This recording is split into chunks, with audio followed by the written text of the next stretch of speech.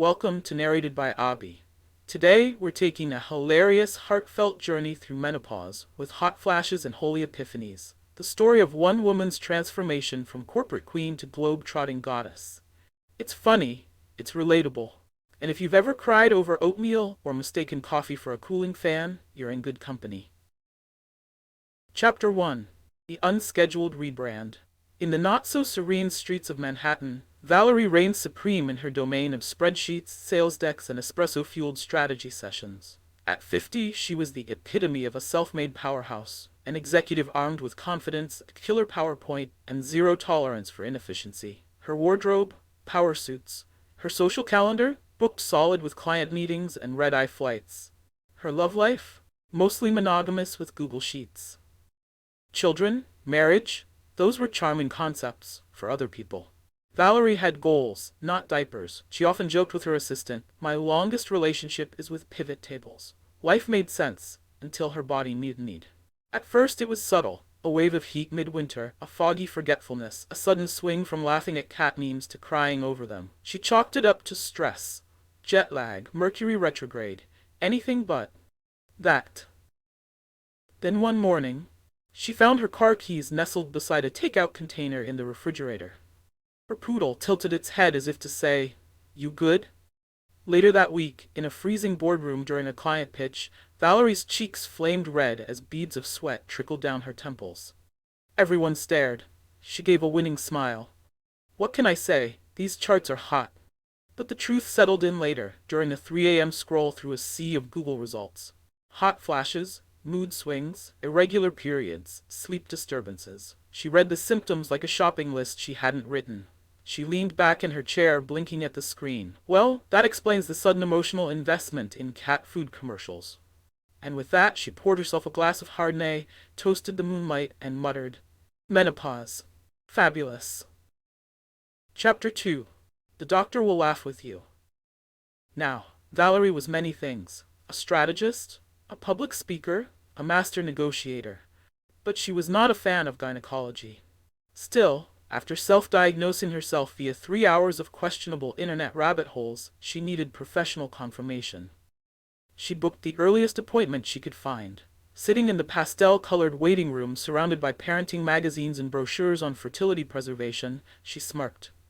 "A little late for that," she whispered. The doctor, a warm woman in her 60s with laugh lines that promised wisdom, welcomed her with a kind smile. Valerie launched into her list of symptoms. The hot flashes, the moods, the sleep roller coaster, the rogue tears at Hallmark commercials. The doctor listened, then leaned over her clipboard and grinned. "Google diagnosed you already, didn't it?" Valerie raised an eyebrow. "Am I that obvious?" "Only a little, but Google's right this time. Welcome to perimenopause." And just like that, it was official. Relief, disbelief, and a strange sense of camaraderie. She wasn't alone. She wasn't broken, she was shifting. That evening, Valerie took a bottle of Cabernet and her weary body to her best friend Jenny's place. "I've been rebranded," she announced dramatically. "New product line, hot flashes and hormonal highs." Jenny listened, then burst out laughing. Only you could turn menopause into stand-up comedy. Chapter 3. The Corporate Meltdown. As the weeks wore on, Valerie tried to power through. But the changes weren't exactly subtle anymore. She'd forget key figures mid-meeting, waving it off with, let's assume a generous margin of error, say 100%. She teared up over a motivational poster in the hallway. She misread an email and laughed for 5 minutes straight at a typo no one else noticed. But the final straw? A board meeting, a heat wave, and a very unfortunate miscalculation. The room was warm. Valerie felt the familiar flush rising. In desperation, she reached across the table for what she thought was her tiny desk fan, and instead picked up her boss's freshly brewed coffee. She held it to her face like a cooling mist, closed her eyes, breathed in the steam. Silence. Then her boss, barely stifling a chuckle, said, "I'm flattered, Valerie, but I'm afraid my coffee isn't on loan." Laughter erupted. Valerie blinked, mortified and oddly amused. Later, sitting alone in her office, she finally exhaled. The truth was undeniable. She couldn't keep doing this. Not at this pace. Not with a body that was clearly dancing to its own jazz soundtrack. So, she drafted a resignation letter, not with sadness but with a sense of liberation. She was choosing herself. She threw a farewell gathering, complete with cupcakes, a slideshow of her greatest corporate bloopers, and a speech that brought the house down. "I'm not burning out," she said. "I'm just heating up. Literally. My body's thermostat is running its own IPO, and I'm cashing out before the crash." And with laughter, applause, and not a single regret, she walked away. Chapter 4. Roosters, Monkeys, and the Meaning of Life. Bali smelled like frangipani, fresh mango, and freedom. Valerie arrived with a suitcase full of linen, flip-flops, and a portable fan she refused to part with. Her first morning she attempted to meditate at sunrise. A rooster immediately disagreed. She opened one eye. "Really? You have notes on my breathing technique?" Then a monkey stole her breakfast banana and saluted her as he vanished into the trees. Bali was chaos, beauty, heat, and transformation. Valerie embraced it all.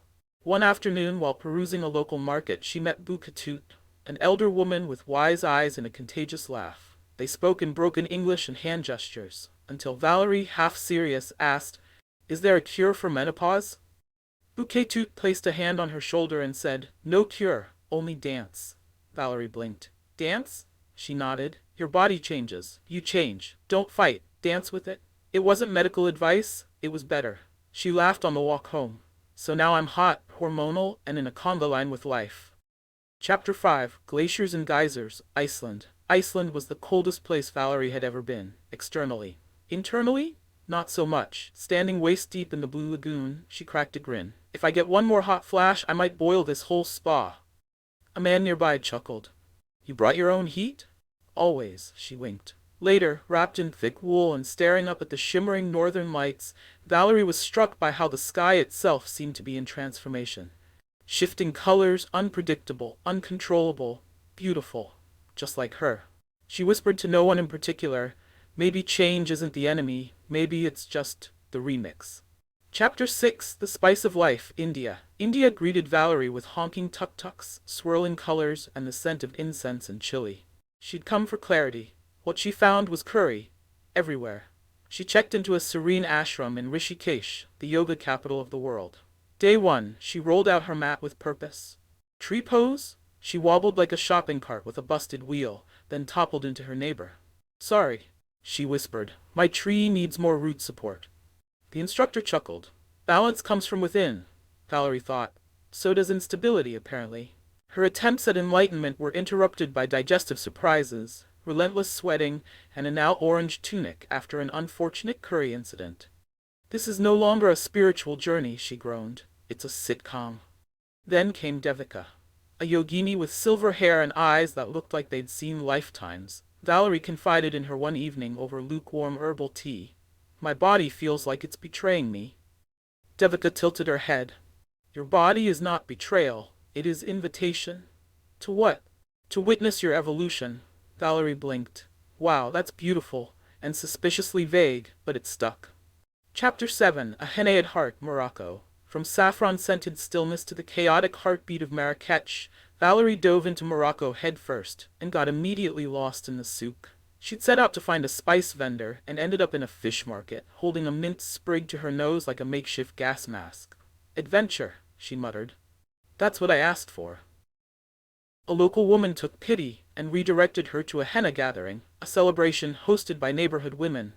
The room buzzed with music, laughter, and stories in 3 languages, none of which Valerie spoke fluently. But some things needed no translation. Hot flashes? Universally understood. Mood swings? A global language. She told her story with gestures and mimed wiping sweat from her brow. The room howled with laughter. One woman pointed to her own head, fanned herself dramatically, and said, "Boom!" They laughed until tears blurred the henna on Valerie's palms.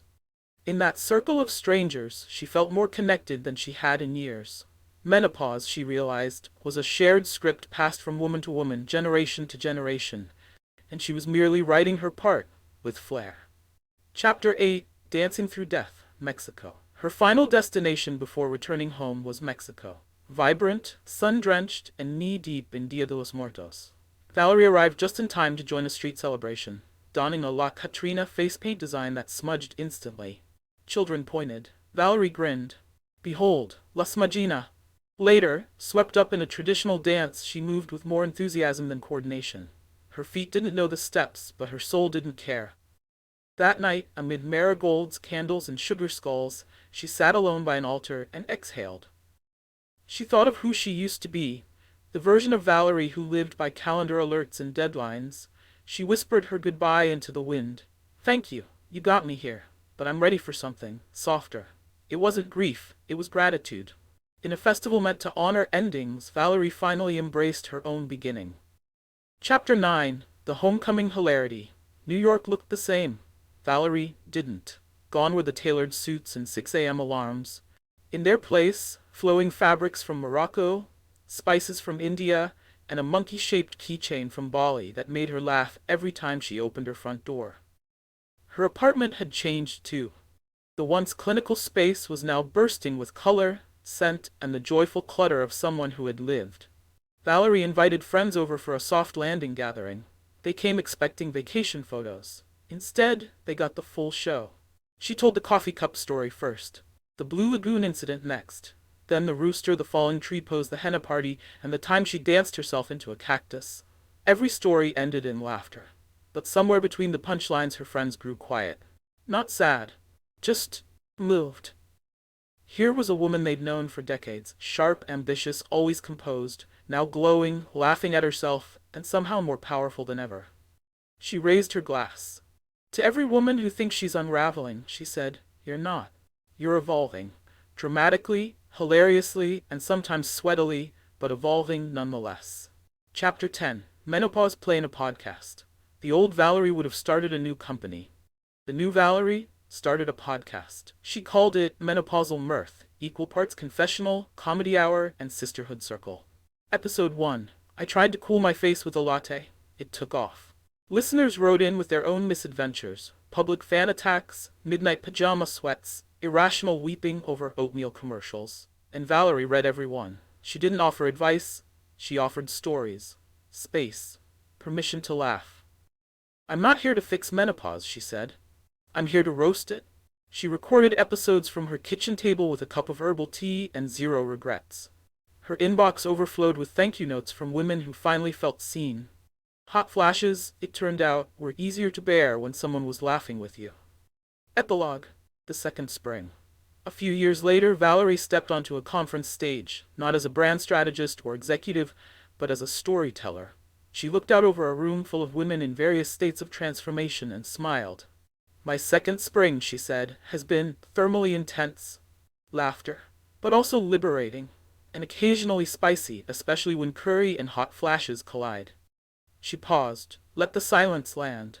Menopause isn't an end, it's a reveal, like peeling back the layers of who you used to be so you can finally meet the woman you've been becoming all along. Applause, tears, cheering, cheek fanning. And through it all, Valerie stood tall. Not despite the changes, but because of them. If Valerie's story made you laugh, cry, or sigh with relief, subscribe to Narrated by Abby for more stories that speak to real life with humor and heart. Share your own second spring in the comments. And send this story to a sister, friend, or fabulous hot flashing heroine in your life. Because no matter where you are on your journey, you're not unraveling. You're just reblooming.